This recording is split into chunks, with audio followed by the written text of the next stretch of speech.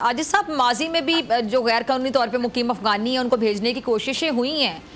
جو کہ ناکام بھی ہوئی ہیں. تو میں ناکامی کی ذرا وجوہات جاننا چاہوں گی کہ کیا وجوہات تھیں جو یہ کوششیں ناکام ہوئی اور اس بار جو کامیابی ہے وہ کتنی یقینی ہے؟ بسم اللہ الرحمن الرحیم. دیکھیں، پہلی بات تو جہاں تک سوال ہے کہ غیر قانونی طور پر جو افغانی یہاں پر موجود ہیں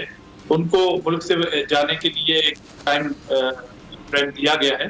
مگر ایشو یہ ہے کہ پاکستان میں الیگل امیگریٹس جو ہیں وہ نہ صرف افغانی بلکہ وہ تمام ممالک کے جو الیگل امیگریٹس ہیں ان کے لیے ایک یکساں ون ونڈو پالیسی ہونی چاہیے. اور یہ تمام جب آپ ایک جوائنٹ ایکشن لیں گے تو یہ جو ابھی عامر صاحب بڑی اچھی پوائنٹ ریز کر رہے تھے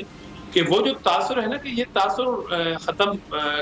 کر دینا ہوگا سارے ایکشن سے ہمیں، کہ شاید ہم اسپیسیفکلی افغانی جو ہے باشندے ہیں ان کے خلاف کوئی ایکشن لینا چاہتے ہیں. الیگل امیگریٹس کے نام پر جو بھی ہو یہاں پر تو دیکھیں ایک کھلی دکان ہے نا پاکستان میں کہ کس طرح وہ لوگ آتے ہیں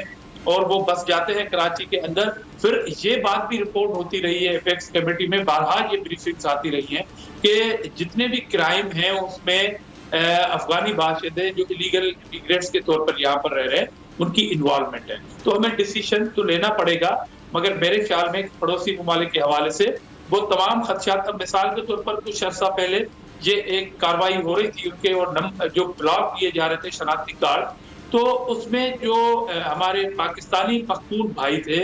پشتو بھائی تھے ہمارے، وہ بھی متاثر ہو رہے تھے اور وہ بھی چیف کو پکار تھی ان کی کہ جناب ہمارے کارڈ جو ہے وہ بلاک کیے جا رہے ہیں جو تھرڈ جنریشن سے یہاں پر پیدا ہو. تو تمام معاملات کو دیکھنے کے لیے پاکستان میں ایک جوائنٹ فورم کی ضرورت ہے،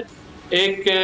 کلیکٹیو ایکشن کی ضرورت ہے اور تمام اسٹیک ہولڈرز کو اس ایکشن میں ایک پیش ضرور ہونا چاہیے. اس میں کوئی شک نہیں کہ ہماری معاشی حالات اتنے اچھے نہیں ہیں کہ ہم الیگل امیگریٹس کو پالتے پالتے اپنے ہی ملک کے باشندوں کو بھوکا پیاسا ماریں اور کرائم میں بے تحاشا اضافہ.